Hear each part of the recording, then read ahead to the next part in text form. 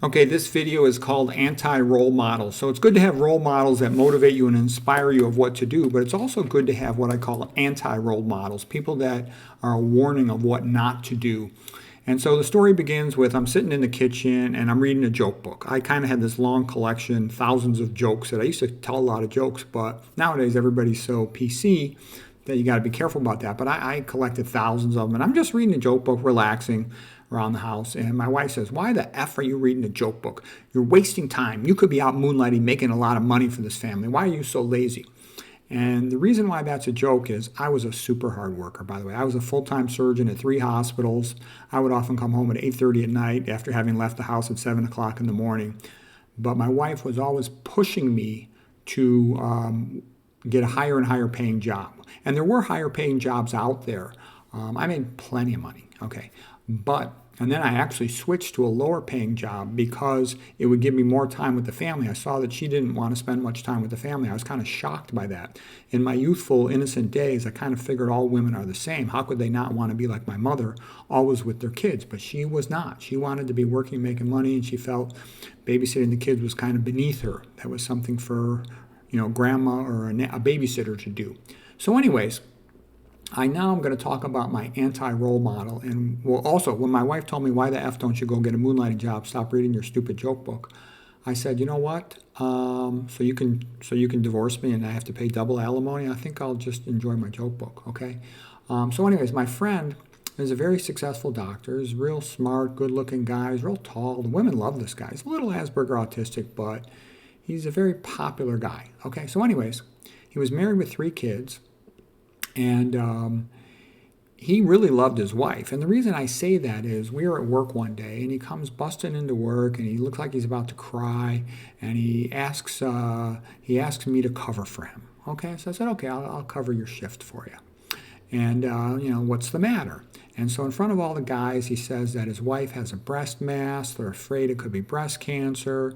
She's going for a mammogram today, and he wants to go with her. So he said, "Okay." And then some of the old guys started making jokes. They said, "Oh, hopefully it'll be metastatic. And he looked like he's about to cry. He didn't think that was funny.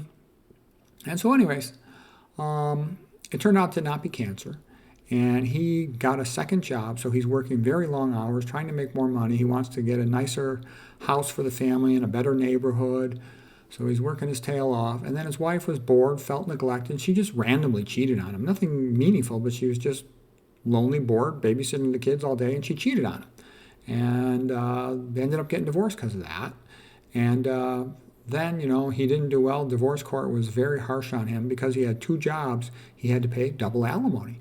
And what that meant was for the next 20 years, he had to work full shifts, long, long hours, 6 days a week, sometimes 7 days a week. And he was able to do it because he's kind of Asperger autistic, but that's a pretty brutal life. It's like being sold into slavery. Your wife takes the house away, takes the kids away, and then you got to pay for the house. She's having sex with some other guy. And anyways, that was one of the reasons why I never took the moonlighting job, never went for it. And I also, don't get me wrong, I made plenty of money, but I could have made twice as much if making money had been my goal. But I didn't want to because I knew the double pay job was also a miserable job. I would have hated it. So anyways, he's my anti-role model because he got screwed quite badly. Okay, and then he got remarried later on, and he said if his second wife divorces him, he would be living in a cardboard box, which gave me the idea that I thought about making a homeless shelter for divorced doctors. Okay. Anyways, I'll give you just one more anti-role model guy, and he's actually even more perplexing. So what I learned from the first anti-role model is don't work 2 jobs as a doctor because you might be forced to do that for the next 20 years of your life. It's better to find a decent job that you're okay with, that you could stay long-term and just stay with that and maintain your hobbies and interests. Okay, so doctor number 2, another super nice guy, real athletic, good-looking guy. And you guys are both like alpha male types, okay? And real popular with the ladies and gets along great with everybody, okay? He was married with kids. I don't know exactly how many kids, I forgot. But his wife just decided to divorce him. He said for unknown reason, and he didn't tell me the reason. And I know that can happen. My wife just filed for divorce, and she had no reason. The reason is she cheated on me, and she wanted to live with this truck driver. Okay, there's nothing. I didn't do anything. I treated her too well.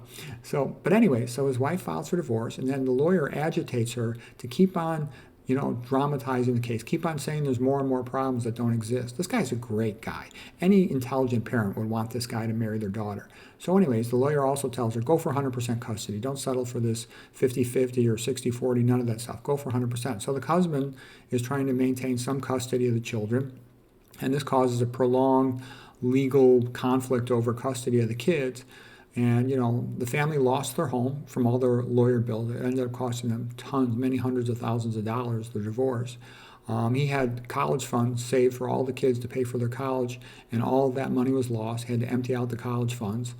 And, it's hard to learn from that because, he says he doesn't know why she divorced him. And, the wife's lawyer stirred up all this trouble, so it ended up being a major, major financial disaster. So despite the fact that this guy makes a lot of money, all the money's thrown in a garbage can. And that's a common thing. And it kind of sends a message of either you don't get married or you have to be super careful who you pick. And I can remember when I was young, I just figured all women are kind of the same. I mean, why wouldn't they love what my mother had? A big, happy family, and, what could be better than that? And, the old man going to work every day, paying for everything. I mean, what a great deal. How could you get a better deal in life than that?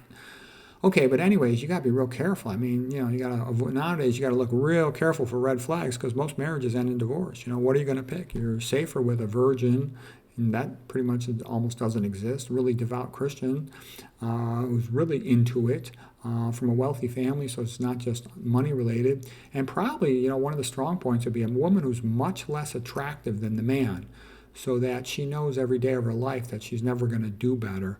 So she's less likely to have a mood swing and go crazy and do something irreversible.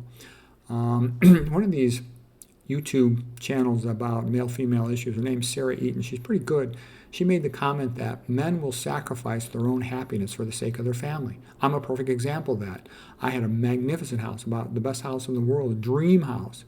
And my stupid ex-wife insisted on moving to a new house that was just a piece of crap compared to the original house. But I went with her because I felt that was best for the kids. I just felt that's what I had to do. In retrospect, it was a mistake. I should have kept a good house. The kids would have eventually wanted to be with me.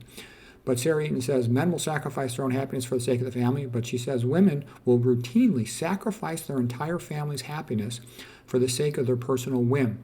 And if you'd have said that when I was growing up around my mother, I would say you are insane. My mother would fight to the last red blood cell in her body to keep her family together, okay?